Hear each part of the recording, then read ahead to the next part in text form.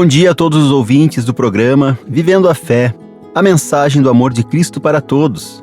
É uma grande alegria estarmos aqui novamente, juntamente com vocês. Olá, bom dia a todos que estão nos ouvindo. O nosso estudo de hoje será baseado no livro Mistérios do Plano de Deus, do autor Harry Coyner. E nós iremos falar sobre o primeiro capítulo do livro, que é sobre as diretrizes para uma teologia de mordomia. O mundo inteiro, por assim dizer, acha-se empenhado nos dias atuais numa grande busca. Busca-se um sentido na vida, uma significação, um objetivo. Envolvido por um trabalho rotineiro e confinado nas quatro paredes, com um aparelho de TV por companhia, o homem moderno se sente apanhado numa armadilha. Não há necessidade de ampliar o quadro, salvo para lembrar que uma angústia desintegrante se apossa das pessoas quando elas chegam a compreender, de repente, que sua vida é vazia e estéril, completamente destituída de sentido para elas. Uma simples pergunta aterradora ecoa, implorando uma resposta. Por que a vida? O autor de Eclesiastes, atentando para os caminhos dos homens que viviam sem Deus no mundo, escreveu: Atentai para todas as obras que se fazem debaixo do sol, e eis que tudo era vaidade, e correr atrás do vento. Nada existe de irreal em afirmar que a visão científica do mundo e da existência humana que caracteriza o homem moderno é responsável por grande parte do dilema em que ele se encontra. No mínimo, tal concepção de vida invade a nossa esfera social e agrava a futilidade da existência do homem natural. Isto acontece porque a ciência nos mostra unicamente fenômenos, uma cadeia de fatos e acontecimentos universais e insensíveis, sem princípio ou fim, sem causa ou efeito, quer chova ou faça tempo bom, quer nos sintamos deprimidos ou felizes, quer estejamos doentes ou com saúde. Isso são apenas coisas sujeitas às reações físicas, químicas ou psicológicas, que acontecem destituídas de qualquer significação. A única orientação do homem é uma oportunidade prática de um método de ação sugerido pelo conhecimento científico.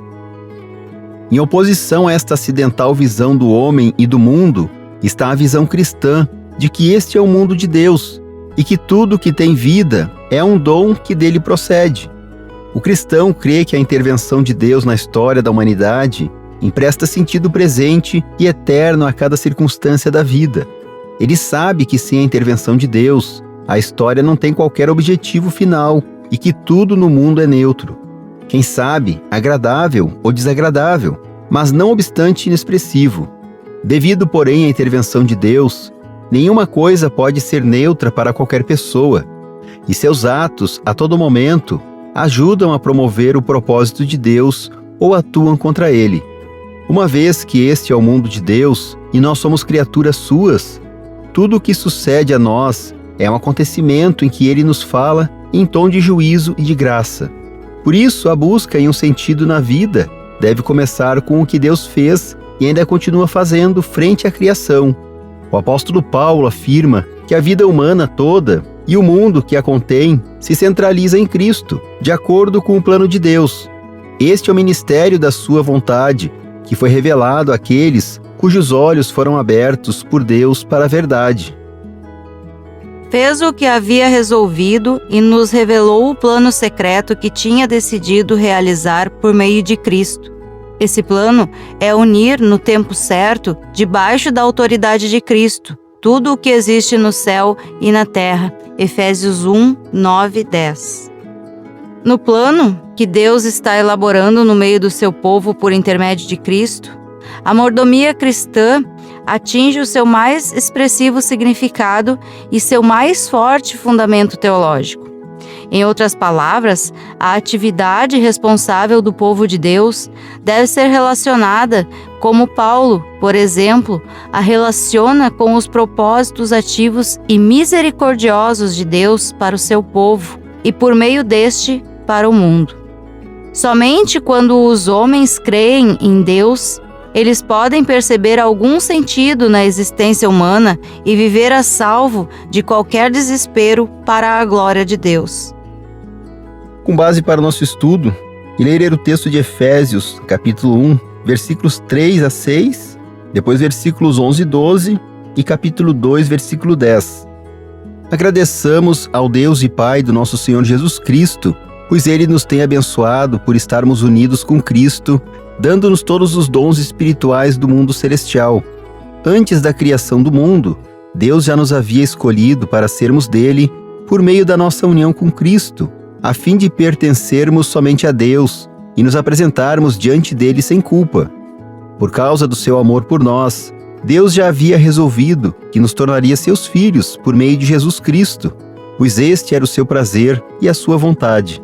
Portanto, louvemos a Deus pela sua gloriosa graça, que Ele nos deu gratuitamente por meio do seu querido Filho. Todas as coisas são feitas de acordo com o plano e com a decisão de Deus, de acordo com a sua vontade e com aquilo que Ele havia resolvido desde o princípio.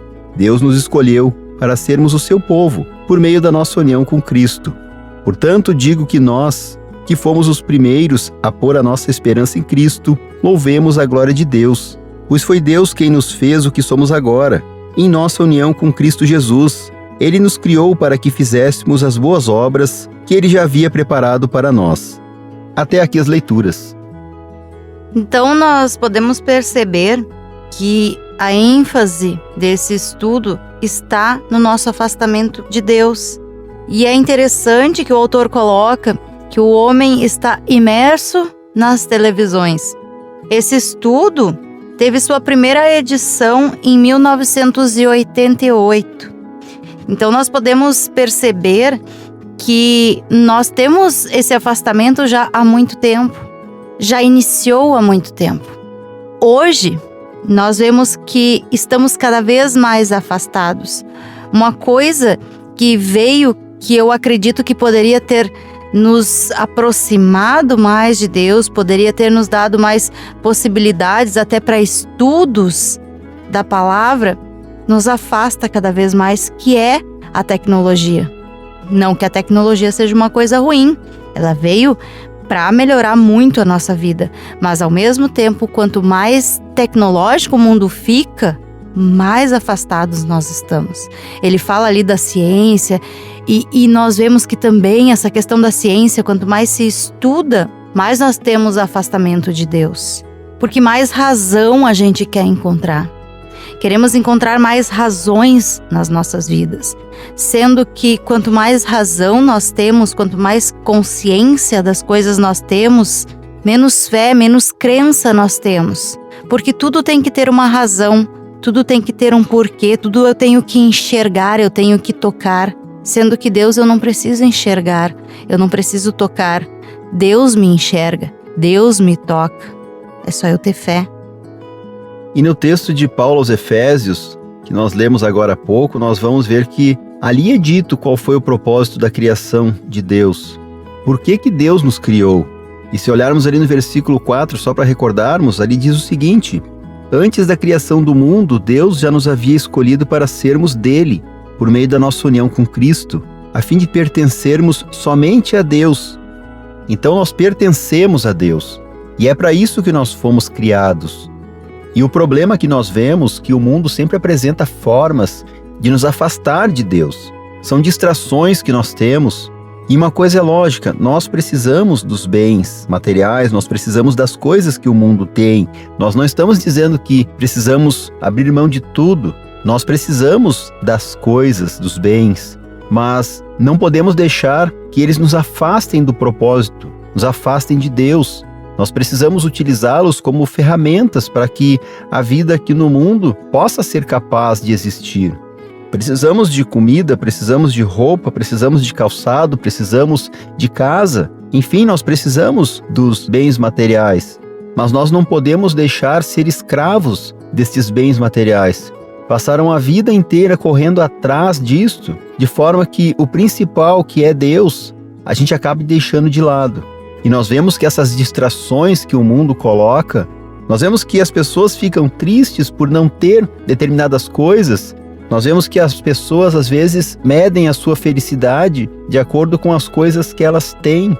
E infelizmente o mundo mede o valor das pessoas pelas coisas que elas possuem. E isso é diabólico. Isso não vem de Deus. Isso, como foi dito, é algo que vem para o ser humano, para que o ser humano se afaste do propósito que ele foi criado, que é pertencer somente a Deus. Uma das tecnologias que eu enxergo que foi muito bem desenvolvida para a nossa conveniência foi o carro. Hoje, praticamente todo mundo tem ou um carro ou uma moto, tem um meio de locomoção. A maioria das pessoas tem. Mas eu vejo que hoje as pessoas utilizam esse carro, utilizam esse veículo para ir para qualquer lugar, menos para se aproximar de Deus.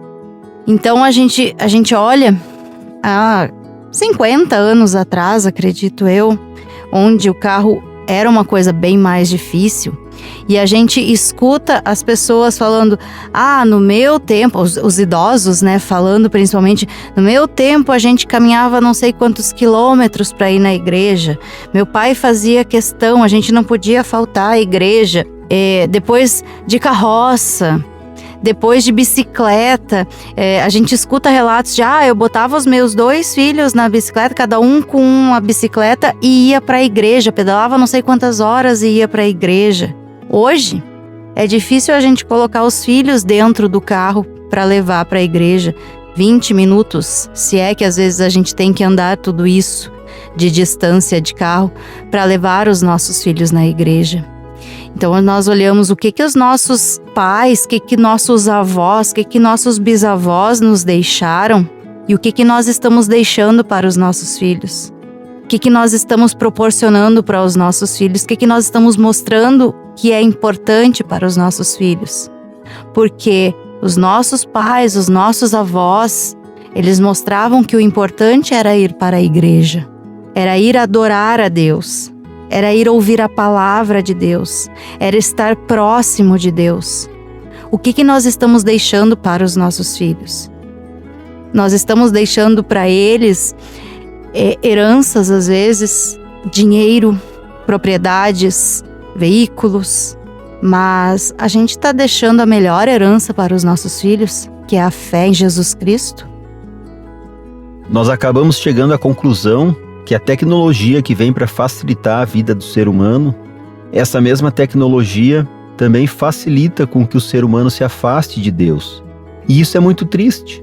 Nós acabamos vivendo uma vida mais confortável. Se nós olharmos décadas atrás, hoje nós vivemos uma vida bem mais confortável, ou deveríamos viver, porque existem condições no mundo. O trabalho era muito mais pesado. Hoje em dia é facilitado através de máquinas, de equipamentos. A tecnologia chegou para facilitar, de modo que se produz muito mais com bem menos esforço. Mas nós vivemos em um mundo que quanto mais produz, mais precisa produzir. Não vamos muito longe, vamos há 40 anos atrás. Eu me lembro que o meu pai arava a terra, tinha os arados puxados a boi. Eu vou questionar para vocês quem hoje ara a terra com arado puxado a boi. A menos que seja por gosto, porque queira, não porque tenha a necessidade. Hoje, todo mundo tem alguma coisa tecnológica na sua lavoura que não precisa mais colocar o boi, ou muitos tinham ainda, quem tinha um pouquinho mais de dinheiro, botava cavalo para puxar o arado. Então a gente olha, a tecnologia na lavoura já avançou muito. Mas isso que deveria dar um descanso para as pessoas enxergam como uma possibilidade de trabalhar mais, e adquirir mais, e ter mais. E eu não posso ir na igreja porque eu tenho que fazer tal coisa na lavoura, eu não posso ir na igreja porque eu tenho que fazer tal coisa. Então a gente coloca os nossos bens, as nossas posses como prioridade. Tudo aquilo que Deus nos abençoou com a tecnologia, com a ciência, a gente coloca como prioridade e a gente não prioriza o Criador. Pegando um gancho ainda em cima deste assunto, nós vemos que as pessoas, em vez delas poderem descansar, poderem tirar o tempo muitas vezes para ir na igreja, para agradecer a Deus por todas as bênçãos que Ele tem concedido a elas, muitas veem esse tempo que elas teriam que parar para poder se arrumar, para ir na igreja, elas veem que esse tempo elas podem trabalhar um pouco mais para poder gerar um pouco mais de lucro também. E nós vemos que Deus acabou conduzindo tudo para que nós pudéssemos ser somente dele. E voltando para o texto da carta de Paulo aos Efésios, nós vemos que Deus providenciou tudo para que nós pudéssemos ser somente dele. Vemos que Jesus veio, morreu na cruz, pagou pelos nossos pecados, nos libertando da escravidão, pagando a dívida que nós tínhamos com Deus, para que nós pudéssemos ser dele, somente dele, sem impedimento algum. E agora que nós somos livres, nós precisamos pensar como nós estamos utilizando esta nossa liberdade para vivermos uma vida agradecidos por Deus, por tudo aquilo que Ele fez por nós através de Jesus, ou dedicando essa vida para buscarmos mais bens materiais, mais lucratividade. Esse é um ponto que nós precisamos pensar muito bem. O propósito da criação, por que nós fomos criados e o que nós estamos realmente buscando. Então, cientes de que nós somos prioridades para Deus, pois Ele nos mandou Jesus Cristo, vamos colocar nossos agradecimentos em oração, vamos colocar as nossas dores, colocar as nossas angústias, colocar as pessoas que ainda não conhecem a Deus em oração, para que elas possam ouvir a palavra e venham a conhecer o infinito amor de Deus. Amado Senhor, não permitas que nos cansemos em nosso trabalho, em Teu reino e em nosso trabalho secular. Se Tu nos concedes êxito, te somos gratos. Se aparentemente o nosso trabalho é vão, sabemos que nada é vão se for feito para Ti. Faze com que sejamos encontrados fiéis até o fim. Amém. Agradeço ao Senhor Jesus que nos permitiu estarmos novamente aqui e agradeço a todos que estão nos ouvindo. Desejo a todos um restante de semana muito abençoada. Agradeço também ao nosso bom Deus por nos proporcionar mais este momento de estarmos aqui e quero agradecer também a todos que estão nos ouvindo, desejando um abençoado dia.